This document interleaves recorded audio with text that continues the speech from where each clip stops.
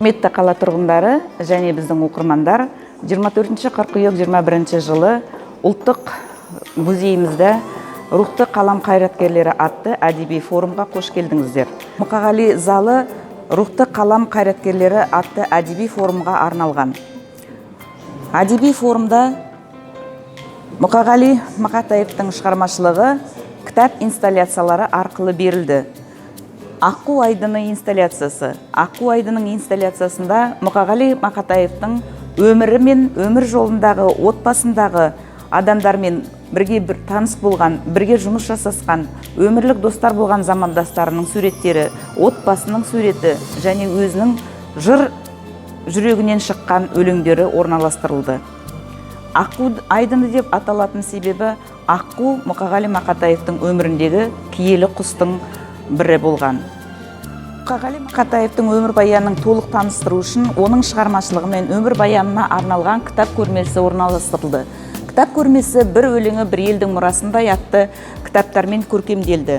Және бұл жерде кітап көрмесінде Мұқағалидың замандастары, оның ой пікірлері, туындылары, айтылған сөздері шығармашылық ретінде берілген. Залымыздың бір ерекшелігі біздің бұл жерде Мұқағали Мақатаевтың өміріндегі өзінің кабинеті, столы, оның жазушылық шығармашылық жазған өлеңдерінің орны қойылған. Бүгін бұл жерде Мұқағали Мақатаевтың моноспектаклі өтеді. Сіздерді осы моноспектакльге шақырамыз. Ойым бар менің ерекше. Жақсылық жауып дүниені мынау селетсе, жамандықтардың, жауыздықтардың барлығын көрге алып кетем керексе. Адамның бүкіл айыбын арқалап алып азабын өзім көререм. Жамандық басқан денеммен жандырып жатқан, тоңдырып жатқан тамұққа жамандығыммен төнерем. Бүкіл дүние арамдықтарын артыңдар маған көтерем. Қарызым болсын өтеген. Жауыздық біткен, менімен ғана бір көлсе, бұғына өліп кетерем.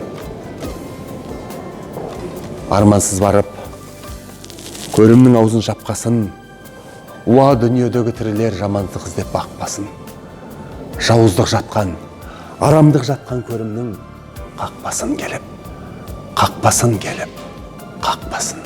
Суретші Алмас Сырғабаевтың орындауында суреттер көркемделген. Бұл суреттердің барлығы Мұқағали Мақатаевтың шығармашылығынан жазылған.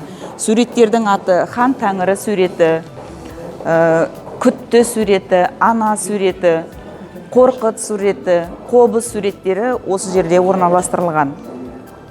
Менің артымда қақпа, Мұқағали шақырады қақпасы орналастырған. Осы қақпа арқылы сіздерді рухани жаңғыру залына шақырамын.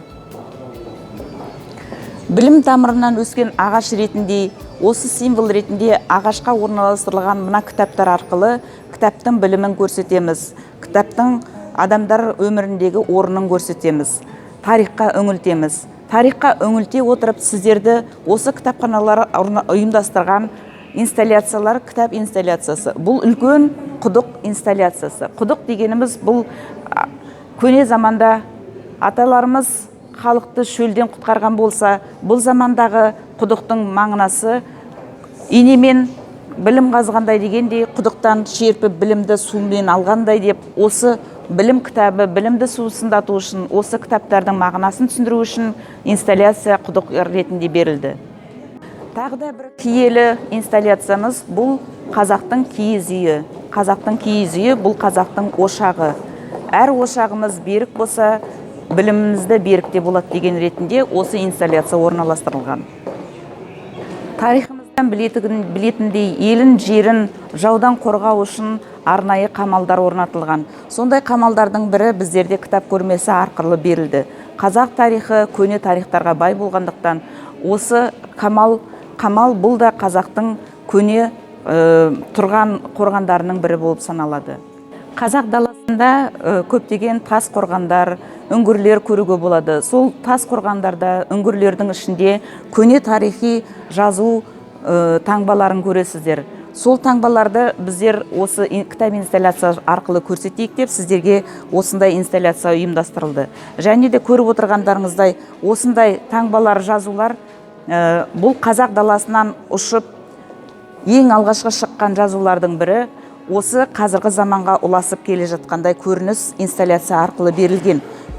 көне түркі тілдерінің таңбаларынан осындай жазулар міне қазақи ғұрыпқа ауыстырылып, қазағым, қазған, бұлақ, қазақ деген сөздер осындай таңбалар арқылы жазылған екен. Бұл мағынасы инсталляцияның қазіргі заманға, қазіргі жазушылар заманына, қазіргі әріп ғұрыпына алып келеді. Бір инсталляциямыз қобыз. Қобыз қазақ халқының тарихы, этникалық мәдениетінің көне көзі, рухани қазына мүлкі, эпостық және аспаптық музыкалық өнер күні бүгінгі дейін сақтап жүрген осы біздің еліміздің қобызы мен домбырасы. Сондықтан осы тарихымызды тағы да сіздерге паш ету үшін сіздерге арналып қобыз инсталляциясы қойылды. Домбыра қазақтың өте шебер философиялық аспабы. Шебер қолдан шыққан домбыра үні адамгершілік сезімдерге толы толқу, тебіріністерді жеткізе алады. Қазақтар үшін күй оның салт дәстүрлері, мәдениеті, өз халқының тарихынан сыр шертетін парақтар.